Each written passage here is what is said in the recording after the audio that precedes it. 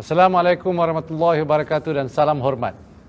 Terima kasih kerana bersama saya dalam laporan laksana ke-10 ini. Sesungguhnya, laporan laksana merupakan komitmen berterusan kerajaan dalam memastikan status pencapaian pakej prihatin dan juga penjana. Kedua-duanya berjumlah 295 bilion ringgit dibuat dengan telus dan terbuka.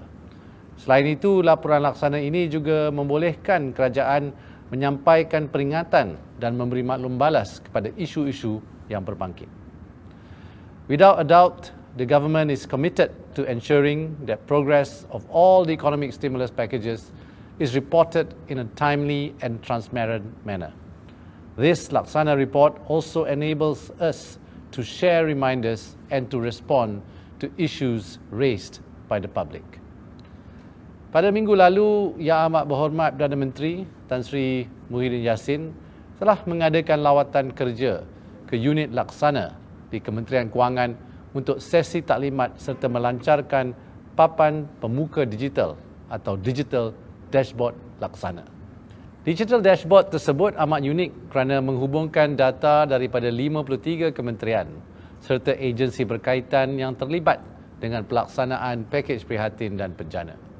Kerajaan berharap pendekatan berdasarkan data ataupun data-driven approach ini akan memastikan pemantauan yang lebih berkesan serta intervensi yang lebih pantas bagi memastikan beban rakyat, pekerja dan perniagaan dapat diatasi.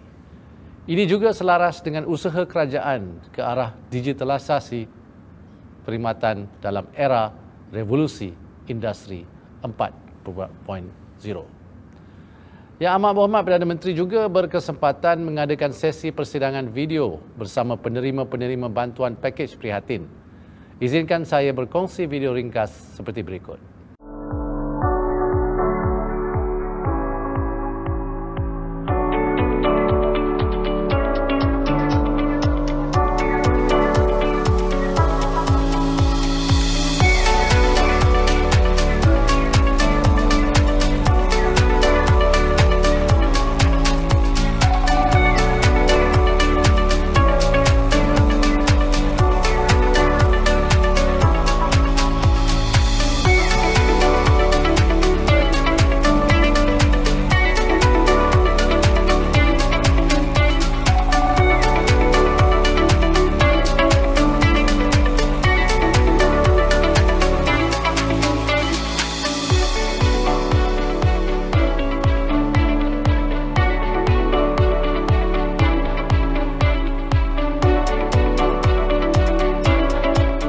Terima kasih Yang Amat Berhormat Perdana Menteri di atas sokongan berterusan.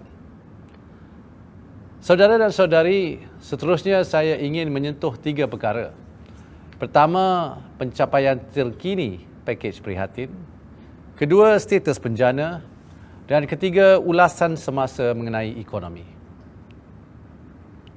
Kita mulakan dengan status pelaksanaan bantuan di bawah matlamat pertama prihatin, iaitu Lindungi Rakyat.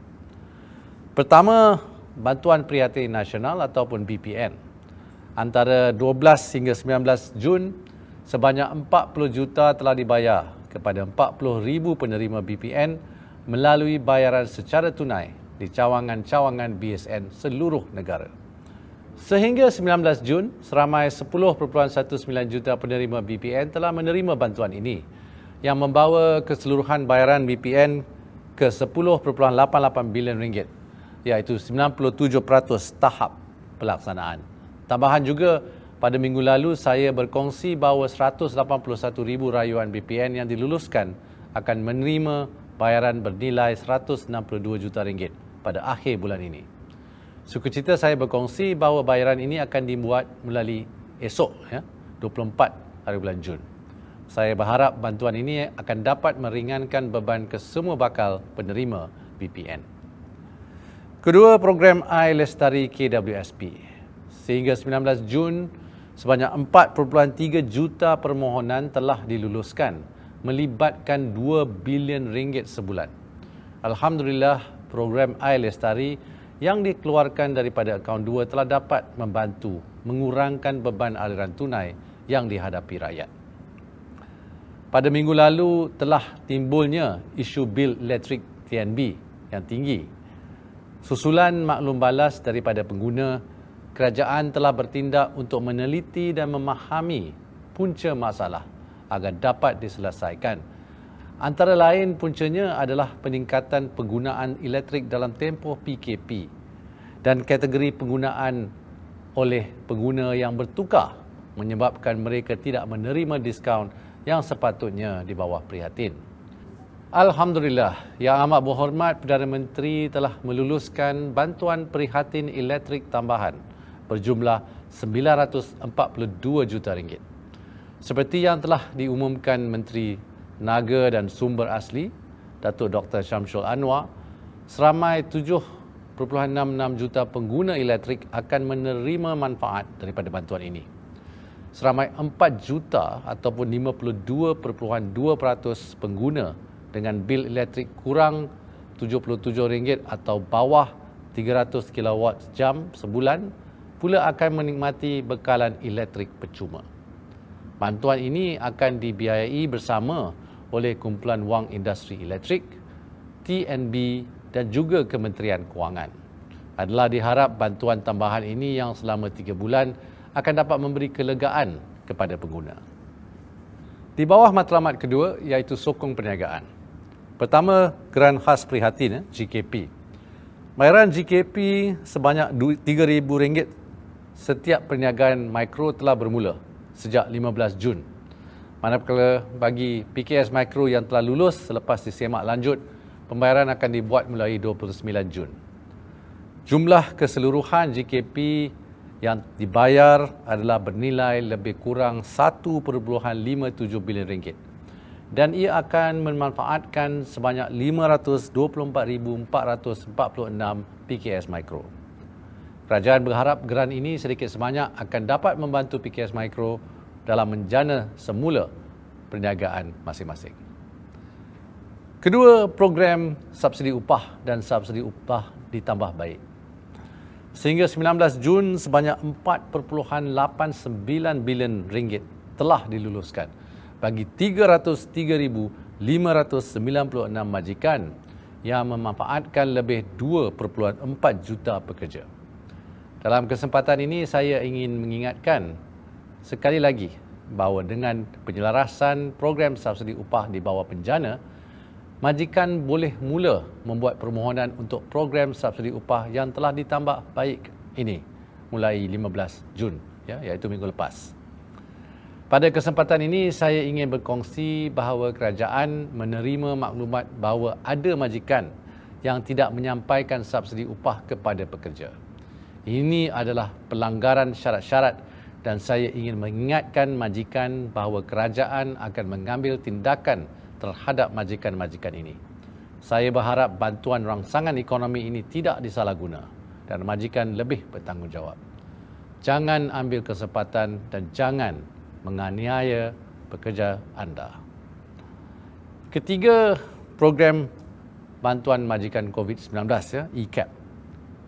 Sehingga 19 Jun, sebanyak 34,246 permohonan telah diterima dan sebanyak 8,489 diluluskan bernilai RM56.8 juta bagi caruman KWSP majikan. Ini adalah peningkatan daripada RM47.9 juta minggu lalu.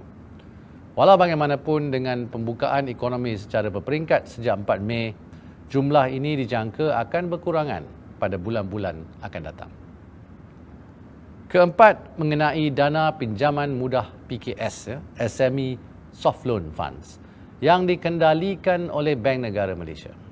Sehingga 19 Jun, permohonan yang telah diluluskan oleh bank-bank tempatan dan disetujui terima oleh PKS adalah RM8.2 bilion dan ini akan memanfaatkan 19,253 PKS. Jumlah ini termasuk dana Special Relief Facility, Automation and Digitalization Facility, All Economic Sector Facility dan Agro-Food Facility. Kelima, bagi skim kredit mikro BSN dan Tekun Nasional pula. Sehingga 19 Jun, Di bawah skim kredit mikro BSN, sebanyak 6,742 permohonan daripada peniaga mikro telah diluluskan bernilai RM236.4 juta. Bagi program tekun, jumlah permohonan yang diluluskan ialah 22,843 bernilai RM174.63 juta. Di bawah matlamat ketiga, iaitu perkukuh ekonomi, bagi moratorium bayaran balik pinjaman institusi kewangan, sejak berkuat kuasa pada 1 April 2020 yang lalu, setakat 19 Jun, nilai moratorium tersebut dianggarkan berjumlah RM43.7 bilion. Dari angka ini, sebanyak RM15.3 bilion adalah jumlah yang dimanfaatkan oleh sektor perniagaan, manakala jumlah yang dimanfaatkan oleh rakyat bernilai RM28.4 bilion, RM28.4 bilion melalui pinjaman yang layak mendapat moratorium dari institusi kewangan. Saya ingin mengambil kesempatan ini untuk mengingatkan peminjam bahawa tempoh moratorium ini akan berakhir pada 30 September 2020. Bagi mereka yang mungkin memerlukan kemudahan penyusunan dan penjadualan semula selepas 30 September, peminjam dinasihatkan untuk berbincang dengan institusi kewangan masing-masing. Demi kelangsungan aliran tunai anda, kalau boleh, janganlah tunggu sehingga saat-saat akhir untuk berbincang dengan institusi kewangan anda. Saya juga ingin berkongsi data terkini mengenai projek kecil di mana RM4 bilion diperuntukkan di bawah pakej Perhatin.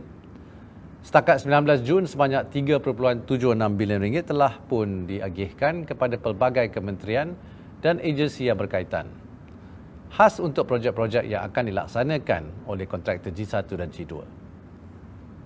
Penjana ataupun pelanjana semula ekonomi negara. Saudara dan saudari yang dihormati, bagi pelanjana semula ekonomi negara atau penjana, beberapa inisiatif telah bermula bulan Jun dan beberapa lagi masih di peringkat awal pelaksanaan.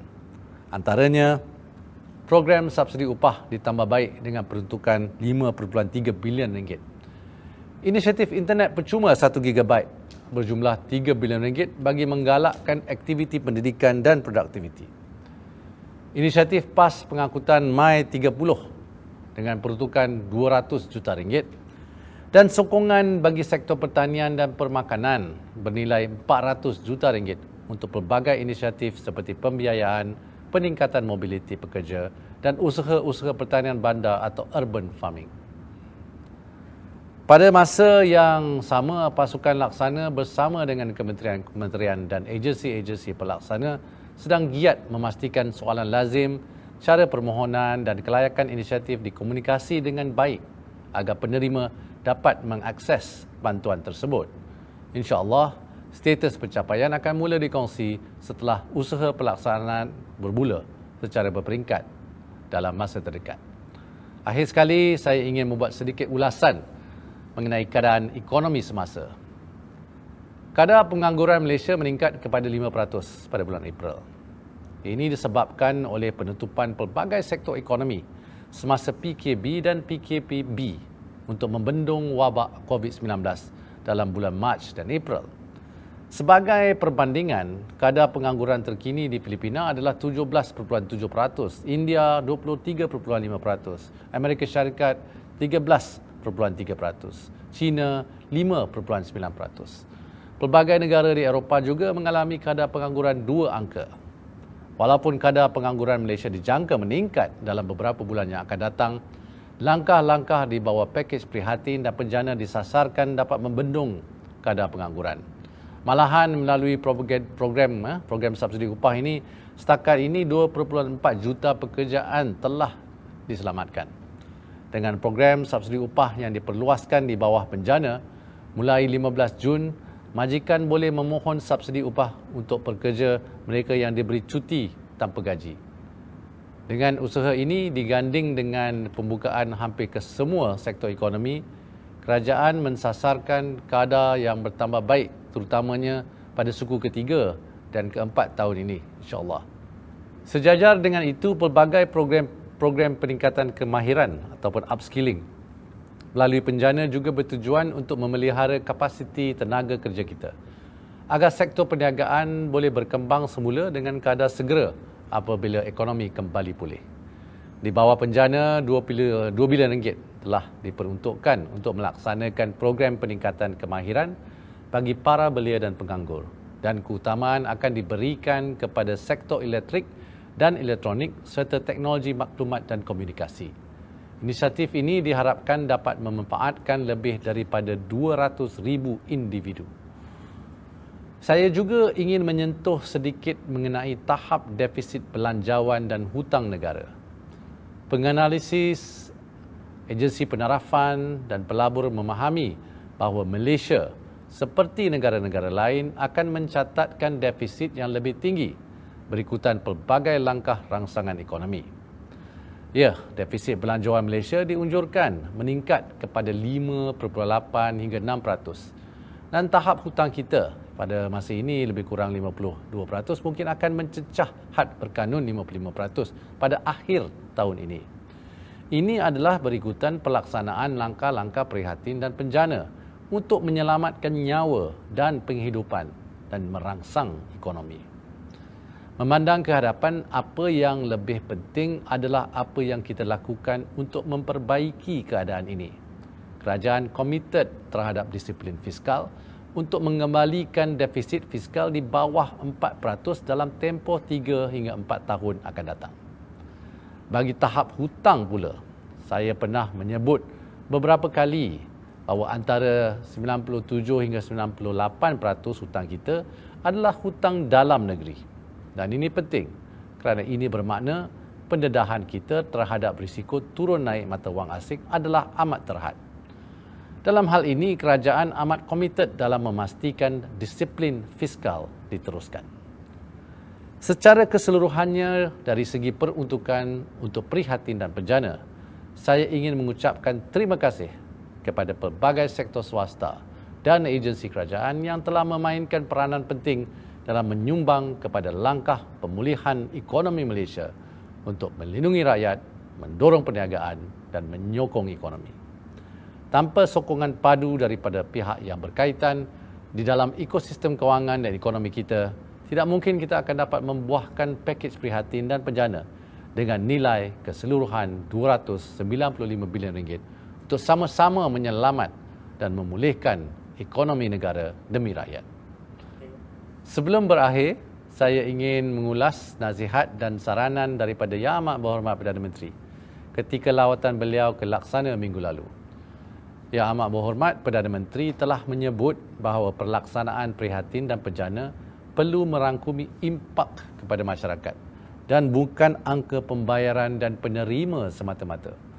Beliau menekankan bahawa bantuan perlu menyentuh rakyat, pekerja dan perniagaan dan tidak bersifat superficial. Sehubungan itu, pasukan laksana akan meningkatkan lagi usaha turun padang dan membuat kajian bagi mendapat maklum balas daripada orang ramai mengenai impak pakej prihatin dan bencana. Beberapa minggu lalu, saya telah menerima surat daripada seorang cikgu yang berasal dari Seri Aman, Sarawak. Beliau menghantar sekeping kad dan telah berkongsi 2 rangkap pantun untuk saya.